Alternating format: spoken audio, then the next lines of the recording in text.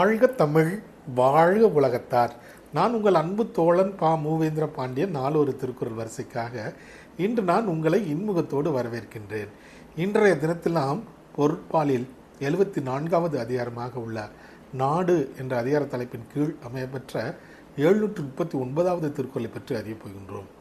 நாடு என்பதற்கு ஒரு நாட்டின் வளம் என்ற பொருளில் இந்த அதிகாரத்தின் தலைப்பு அமையப்பெற்றுள்ளது.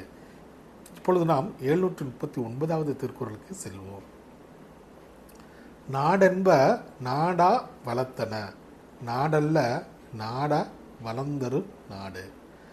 நாடென்ப நாடா வளர்த்தன, நாடல்ல நாட வளர்ந்தரு நாடு. இத்திருக்குறளுக்கான பொருள் என்னவென்பதை இப்போது நாம் அறிவோம். தேடாமலேயே வளம் மிகுந்த நாடே சிறந்த நாடு. தேடி வளம் பெறும் நாடு சிறந்த நாடாக கருதப்படாது. மீண்டும் பொருள்: தேடாமலேயே வளம் மிகுந்த நாடே சிறந்த நாடு.